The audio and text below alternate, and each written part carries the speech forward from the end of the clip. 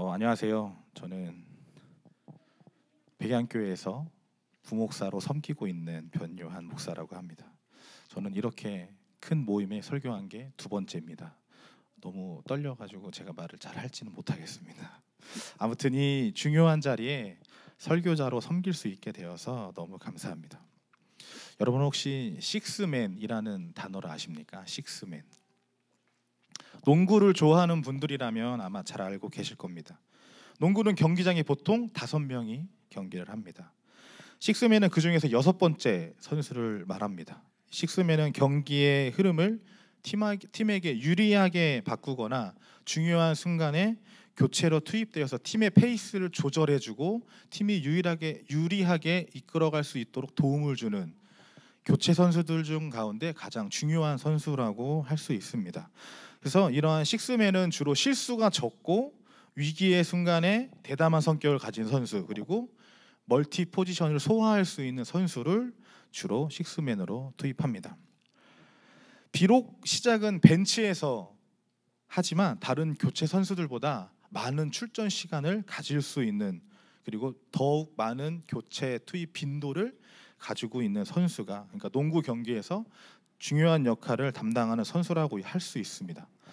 어떤 선수를 식스맨으로 기용하는가에 따라 경기의 흐름을 바꿀 수도 있고 주전 선수들의 체력 안배도 효과적으로 할 수 있는 아주 중요한 자원 중에 하나입니다. 아니면은 여러분 그럼 게임 체인저란 단어도 혹시 아십니까? 게임 체인저. 어떤 일에서 결과나 흐름의 판도를 뒤바꿔 놓을 중요한 역할을 한 인물이나 사건, 제품 등을 말합니다. 더 이상 승리가 보이지 않는 상황이나 너무 불리한 상황에서 그러한 상황을 뒤집어서 패배로 다가가고 있는 그 순간 승리로 바꿔놓을 수 있는 사람이 바로 게임 체인저라는 겁니다. 우리가 예를 든다면은 임진왜란에서 이순신 장군이 그런 게임 체인저의 역할을 했다고 볼 수 있겠죠. 오늘 본문은 오늘의 제목은 전쟁의 승패입니다. 전쟁의 승패가 누구에게 있는지 말해주고 있는 장입니다. 불리한 상황을 한 방에 뒤집을 수 있는 방법이 있음을 오늘 본문은 이야기하고 있습니다. 함께 본문을 보도록 하겠습니다.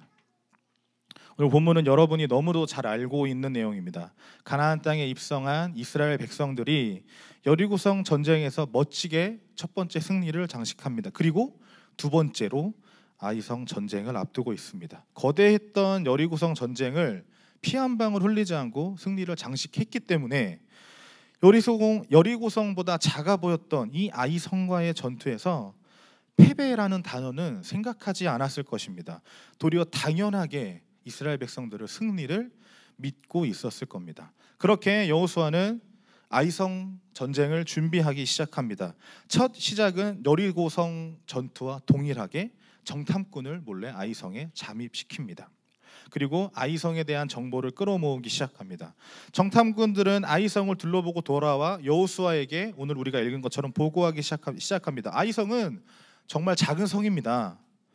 우리가 가지고 있는 모든 병사를 다 끌고 갈 필요가 없습니다. 한 2-3천 명만 가지고 데리고 올라가면 능히 우리는 아마 아이성을 정복할 수 있을 겁니다. 라고 정탐꾼들은 보고를 합니다. 이 보고를 들은 여호수아는 어떻게 합니까? 정탐꾼들의 말을 듣고 같이 약 3천 명의 병사를 이끌고 올라가 아이성을 공격합니다. 그런데 패배하고 도망칩니다. 전쟁에서 패배한 여호수아는 장로들과 함께 하나님의 언약궤 앞에 엎드려 티끌을 뒤집어 쓰고 국가적인 애곡을 하기 시작합니다. 너무나 슬픕니다. 하나님, 이게 어떻게 된 일입니까? 왜 우리를 요단강에서 건너게 하셔서 이곳에 오게 하셔가지고 우리로 하여금 패배하게 하십니까? 그냥 요단을 건너지 않고 있었으면은 만족했으면 좋았을 겁니다. 우리가 도리어 건너와서 패배함으로 우리도 죽게 되고 하나님의 이름도 땅에 떨어지게 되었습니다. 이제 우리는 어떻게 합니까?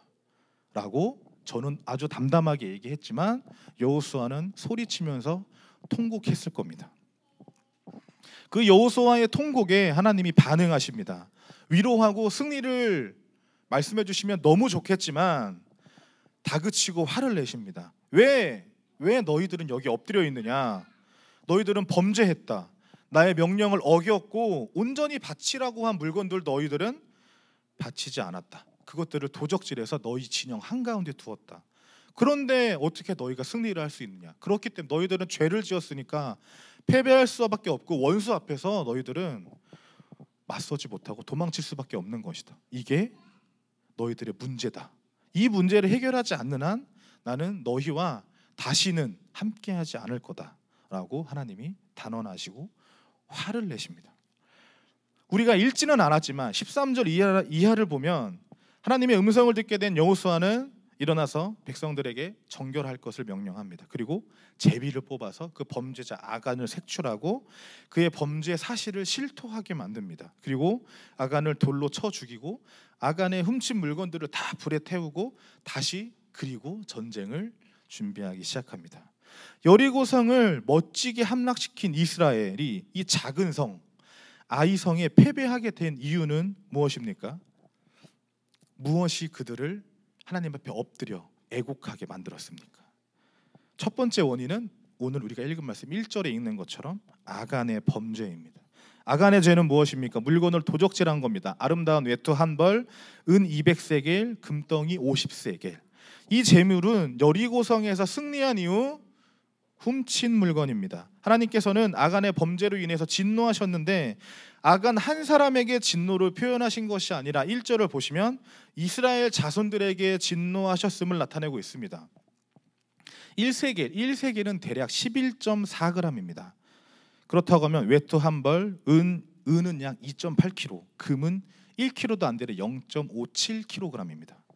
많은 물건을 훔친 걸까요? 저는 잘 모르겠습니다. 이 정도의 재물을 훔친 것이 큰 범죄일까요? 일반적으로 전쟁에서 승리하면 승리한 쪽의 병사들은 어떻게 합니까? 노력하고 침탈하고 약탈을 합니다. 승리를 마음껏 즐기는 겁니다. 전리품을 챙기는 것은 지극히 당연한 일입니다. 그런데 하나님은 이 외 전리품 아닌 전리품을 챙긴 아간으로 인해서 진노하셨습니까? 여호수아 6장을 보면 여리고성 전투가 나옵니다. 그리고 17절에서 19절을 보면은 승리한 이스라엘을 향해서 하나님께서 명령하십니다. 이 성과 그 가운데 있는 모든 것은 여호와께 온전히 바치고 그 바친 것 중 어떤 것도 취해서 고통당하지 않게 하라. 손대지 말라. 은, 금과 동철 기구들은 다 여호와께 구별된 것이니 여호와의 곳간에 드릴지어다. 하나님은 무너진 여리고성에서 어떤 물건도 취하지 말고 하나님께 바칠 것을 명령합니다. 손대지 말라고 명령하신 겁니다. 그런데 아간은 하나님께 들키지 않을 자신이 있었는지 모르겠지만 그 하나님의 물건에 손을 댑니다. 또 다른 패배의 원인은 무엇입니까? 바로 이스라엘 백성들의 교만함입니다. 교만함. 여리고성 전투를 잘 보면은 하나님께서 전쟁에서 이길 작전을 알려주십니다. 여러분들이 잘 알고 있는 작전이죠. 하루에 한 바퀴씩 돌아라. 7일째 되는 날은 7바퀴를 돌고 나팔을 불고 소리를 질러라. 그러면 여리고성은 무너질 거다. 하나님이 작전을 지시하신 겁니다. 그리고 6장 2절을 보면 하나님의 선포가 있습니다. 여호와께서 여호수아에게 이르시되 보라 내가 여리고와 그 왕과 용사들을 내 손에 넘겨주었으니 라는 말씀이 있습니다. 그리고 8장 1절의 말씀을 보면 또 비슷한 말씀이 있습니다. 두려워 말라. 군사를 거느리고 아이로 올라가라. 그의 성읍과 그의 땅을 다 내 손에 넘겨주었으니. 10장 8절을 보면 또 비슷한 말씀이 있습니다. 여호와께서 여호수아에게 이르시되 두려워 말라. 내가 그들을 내 손에 넘겨주었으니. 승리한 전쟁을 보면 하나님의 선포가 전쟁이 시작되기도 전에 이미 있습니다. 하나님께서 승리를 선포하시고 이스라엘 백성들은 전쟁을 시작한 겁니다. 근데 오늘 우리가 읽은 이 본문에 하나님께서 외친 승리의 선포는 없습니다. 단지 어떤 것만 있죠? 정탐꾼들의 보고만 있을 뿐입니다. 여리고성에 2-3천 명만 데리고 올라가십시오. 그러면 충분합니다. 여호수아는 하나님의 말씀을 기다리지 않습니다. 여호수아는 하나님의 작전 지시도 기다리지 않습니다. 여호수아는 하나님의 승리의 선포도 기다리지 않습니다. 그냥 나는 이길 수 있어라는 마음이 강력했는지 모르지만 여리고성의 전투에 너무 취했는지 모르겠지만 정탐꾼들의 보고를 듣고 그냥 3,000명의 병사를 가지고 올라가는 겁니다. 지도자가 된 여호수아는 그의 앞에 교만함이라는 건 없었습니다. 겸손하게 하나님 너무나 두렵습니다. 나는 할 수 없습니다. 라고 고백했던, 하나님 앞에 엎드렸던 사람이 여호수아입니다. 여리고성 전투를 앞두고도 하나님 앞에 엎드렸던 사람이 여호수아라는 겁니다. 그런데 오늘 본문의 여호수아의 엎드림은 없었습니다. 하나님 앞에 예배하지 않았고 기도하지 않았다라는 겁니다. 하나님의 말씀에 귀 기울이지 않았다라는 겁니다. 그런 여호수아 앞에 하나님은 말씀하시지 않습니다. 그냥 이스라엘 백성들을 지켜보는 겁니다. 하나님의 무엇이 이들을 이렇게 만들었습니까? 교만함이라는 겁니다. 성도의 스스로 할 수 있다라는 그 자신감, 나 혼자 할 수 있구나, 우리만 있어도 우리는 이길 수 있어라고 하는 그 자신감이 그들을 교만하게 만든 겁니다. 그리고 그것으로 인해 그들은 하나님을 찾지 않게 만들어 버린 것입니다. 바로 이것이 이스라엘 백성들이 패배할 수밖에 없었던 겁니다. 아간의 범죄가, 그들의 교만함이 패배의 원인이 되어버린 것은 그렇다면 무엇일까요? 왜 이들이 그냥 물건을 훔쳤다고, 내가 좀 잘난 맛에 전쟁에 나갔다고 패배하게 된 것은 무엇입니까? 이스라엘 백성들은 가나안 땅에 들어가기 위해서 뭐합니까? 요단을 건넙니다. 요단강을 건넙니다. 그리고 약속의 땅 가나안을 정복하기 위해서 전쟁 준비를 하기 시작합니다.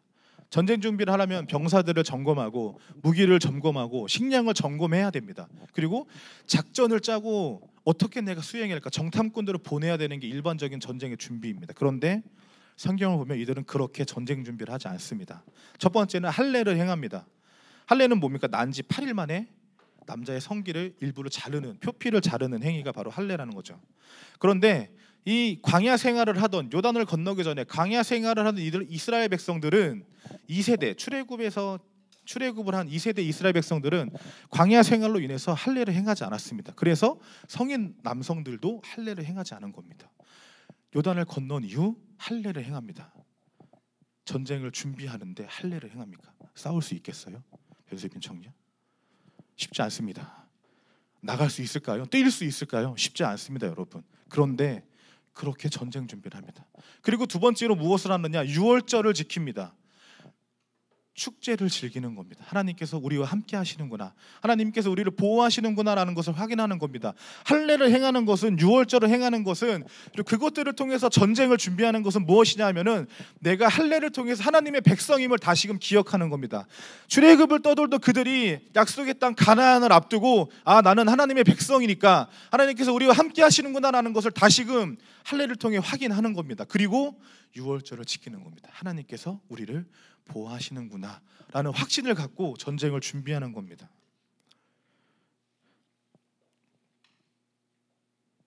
이러한 것이 바로 하나님께서 함께 하시는 전쟁입니다. 그렇습니다. 이스라엘 백성이 요단을 건너 행한 할례와 유월절은 하나님의 백성임을 다시금 일깨우고 재확인하며 자신의 거룩함을 통해서 하나님께서 보호하시고 함께 하심을 기억함으로 전쟁을 준비하는 겁니다. 하나님께서 함께 하신다라는 것은 가나안 땅을 정복하기 위한 이 전쟁이 인간의 전쟁이 아니라 하나님께서 함께 하시는 전쟁, 하나님께서 직접 수행하시는 거룩한 전쟁이라는 것을 확인하는 겁니다. 이 거룩한 전쟁, 하나님께서 함께 하시는 전쟁이기 때문에 말도 안 되는 전략으로 여리고성을 정복할 수 있었던 겁니다. 그런데 아이성 전투는 어떻게 되었습니까? 아간의 범죄로 인해서 거룩함을 잃어버린 전쟁이 된 겁니다. 하나님의 선포와 말씀을 기다리지 않는 그들의 교만함은 하나님께서 함께 할 수 없는, 거룩하지 않은 부정한 백성을 만들어버린 겁니다. 그렇기 때문에 이 전쟁은 하나님께서 함께 하신 전쟁이 아닌 인간의 전쟁이 되어버리고 만 겁니다. 거룩하신 하나님께서 우리와 함께 하기 위해서는 어떻게 해야 합니까? 우리도 동일하게 거룩해야 합니다. 오늘 본문 13절을 보십시오. 하나님께서는 스스로 거룩하라고 명령하십니다. 하나님께서 거룩하지 않으면 함께 할 수 없으니까 그들에게 명령하는 겁니다. 자, 너희들 스스로 정결하게 해서 거룩해져라. 그래야 내가 너희와 함께 할 수 있다는 것을 하나님은 말씀하고 계신 겁니다. 거룩하지 않으면 하나님께서 함께 하실 수 없습니다. 하나님께서 함께 하시지 않으면 아무리 좋은 전략을 세운다 할지라도 승리할 수 없습니다. 아간의 범죄로 스스로의 교만함으로 이스라엘 백성들은 거룩함을 잃어버렸습니다. 분명 할례를 통해, 유월절을 통해 하나님의 백성임을, 하나님께서 함께 하심을 다시금 일깨웠는데도 말고, 일깨웠음에도 분명히 그들은 첫 번째 전쟁 이후에 그것들을 다 잃어버렸습니다. 그 승리에 도취된 나머지 하나님께서 함께 하셔야 함을 잃어버린 겁니다. 하나님께서 함께 하시지 않는 전쟁, 패배해버린 전쟁에서 남은 것은 무엇입니까? 처절한 애곡의 소리입니다. 고통의 소리입니다. 하나님의 이름이 땅에 떨어져 버린 겁니다. 패배로 얼룩진 하나님의 이름이 땅에 떨어져 버린 이스라엘 백성들은 이제 무엇을 해야 합니까? 하나님을 다시 찾는 겁니다. 무너졌던 것들을 다시 세우는 겁니다. 다시 하나님께서 함께 하시도록 준비하는 겁니다. 오늘 말씀은 무너졌던 것을 다시 세우기 위해서, 하나님께서 함께 하시기 위해서 무엇을 하라고 합니까? 13절부터 15절까지 한번 보십시오. 스스로를 정결하게 하는 것입니다. 그리고 문제가 되었던 범죄자를 색출하고 그가 훔쳤던 물건을 불사르는 겁니다. 그리고 하나님께 엎드리는 것입니다. 여호수아는 하나님의 말씀을 따라 제비를 뽑아 아간을 색출합니다. 그리고 그의 집안을 돌로 쳐 죽이고 그가 훔쳤던 재물을 불살라 버립니다. 문제가 되었던 모든 것들을 없애버린 후 하나님의 선포를 기다리는 겁니다. 사랑하는 여러분, 우리는 끊임없는 영적 문제를 안고 살아갑니다. 우리의 삶의 영적 전쟁이 끊이지 않고 계속된다는 겁니다. 성도된 우리가, 하나님의 백성된 우리가 이 전쟁에서 패배하지 않고 승리하는 길은 무엇입니까? 어떻게 하면 우리는 우리의 삶을 승리의 삶으로 가져갈 수 있을까요? 오늘 말씀은 아주 간단하게 말합니다. 하나님께서 함께 하시는 겁니다. 우리가 싸우는 이 영적 전쟁을 하나님께서 함께 하시는 거룩한 전쟁, 성전으로 만드는 것입니다. 그런데 이렇게 간단한 방법이 결코 간단하지 않습니다. 하나님께서 함께 하시는 전쟁, 함께 하시는 삶이 되기 위해서 우리는 어떤 삶을 살아가야 합니까? 거룩한 삶을 살아가야 합니다. 스스로를 매일매일 매 순간순간 거룩하게 해야 합니다. 하나님께서 여호수아에게 말씀하신 것처럼 우리 스스로 매 순간을 노력해야 한다는 겁니다. 우리의 삶이 거룩하지 못하면, 우리의 삶에 죄가 가득하면 거룩하신 하나님께서 함께 하실 수 없습니다. 아이성 전투에서 단순히 이스라엘 백성이 죄를 지었다고 하나님께서 함께 하지 않은 겁니까? 거룩하신 하나님이기에 죄가 있던 그 자리에 함께 하실 수 없던 겁니다. 그들의 죄가, 그들의 교만함이 하나님의 임재를 그들 스스로 막아버리게 된 겁니다. 그렇기에 하나님의 임재가 우리 삶 가운데 있도록, 거룩하신 하나님께서 우리 삶에 역사하실 수 있도록 하기 위해서는 우리는 우리의 삶을 거룩함으로 계속 가져나가야 한다는 겁니다. 물론 우리는 인간이기에 나약하고 연약해 죄를 범할 수 있습니다. 죄를 또 범하게 되겠지요. 저도 마찬가지입니다. 그럴 때 우리가 세상과 다른 점이 있다면 우리는 그 죄를 빨리 깨닫고 돌이킬 수 있다라는 겁니다. 하나님 앞에 우리의 죄를 내어놓고 하나님께 나아가야 한다라는 겁니다. 그렇게 우리는 우리의 삶을 거룩하지 못한 순간에도 빨리 깨닫고 거룩하게 만들어 나아가야 하는 겁니다. 그러나 이런 거룩한 삶을 매일 매 순간 살아가는 것은 결코 쉽지 않습니다. 사단은 우리가 죄를 짓도록 끊임없이 유혹할 겁니다. 때로는 재물로, 때로는 명예로, 때로는 우리가 욕심내는 그 무엇인가로 우리를 유혹하고 넘어뜨리려 할 겁니다. 이것뿐입니까? 또한 하나님 없이 살아갈 수 있다는 생각, 하나님 없이 성공할 수 있다는 나의 스스로의 교만함이, 그러한 것들이 우리 안에서 계속 생겨나도록 우리의 자아가 끊임없이 우리의 거룩함을 방해할 겁니다. 결코 우리의 힘만으로는 이러한 것들을 이길 수 없습니다. 넘어질 겁니다. 우리는 우리의 나약함을 인정하고 우리의 무지함을 인정하고 하나님께 맡겨드리는 것만이 승리할 수 있고 넘어설 수 있고 나아갈 수 있게 할 겁니다. 이러한 방법이 무엇입니까? 하나님 앞에 엎드리는 겁니다. 여호수아도 하나님 앞에 엎드렸습니다. 여리고성을 점령하기 전에도 엎드렸고 아이성 전투에서 패배했을 때도 하나님 앞에 그는 엎드렸습니다. 우리도 하나님 앞에 엎드려야 합니다. 엎드린다는 게 무엇입니까? 우리의 나약함을, 우리의 연약함을 인정하는 것입니다. 그리고 우리의 무지함을 인정하는 겁니다. 그리고 하나님 앞에 엎드린다는 것은 다 모든 것을 포기하고 하나님께 맡겨드리는 겁니다. 그리고 기다리는 겁니다. 하나님의 음성이 들리도록, 하나님께서 우리의 삶의 승리를 선포하시도록 기다리는 겁니다. 우리가 기다리는 그때 하나님께서는 말씀을 통해 우리에게 음성을 들려주실 겁니다. 말씀을 통해서 우리에게 승리를 선포해 주실 겁니다. 그렇습니다. 우리가 말씀을 읽는다라는 것은, 하나님의 말씀을 묵상한다라는 것은 하나님의 음성을 듣는 겁니다. 하나님의 선포를 듣는 겁니다. 하나님의 뜻을 찾고 우리가 나아갈 길을 찾는 겁니다. 우리가 잘못된 것을 바로잡을 수 있는 지혜를 얻는 겁니다. 죄에 빠지지 않는 분별함을 갖추는 겁니다. 우리가 기도를 통해 맡겨드리면, 우리가 하나님께 엎드려서 모든 것을 맡겨드리면, 그리고 그 하나님의 음성을 기다리면 하나님께서는 우리에게 우리가 알고 있는, 우리가 읽고 있는 이 말씀을 통해서 우리에게 그 하나님의 음성을 들려주실 것이고 승리를 선포하실 겁니다. 이제 말씀을 마무리하려고 합니다. 저는 말씀을 길게 잘 전하지 못합니다. 찬양팀 나와주세요. 사랑하는 여러분, 여러분의 삶의 영적 전쟁은 어떻게 흘러가십니까? 승리를 맛보며 살아가십니까? 죄로 인해 무너지며 패배한 전쟁을 맛보며 살아가고 계십니까? 오늘 말씀은 하나님께서 함께 하셔야 승리할 수 있다고 이야기하고 있습니다. 승리하는 삶을 살아가기 원하십니까? 하나님께서 함께 하시는 삶을 살아가기를 소망합니까? 여러분의 삶을 거룩하게 살아감으로, 내가 아닌 하나님만이 하실 수 있음을 인정함으로 승리의 삶을 살아가는 여러분 되기를 간절히 소망합니다. 물론 그렇게 엎드리고 말씀을 읽고 기도하고 묵상해도 실패할 겁니다. 실패할 수 있습니다. 패배할 수 있습니다.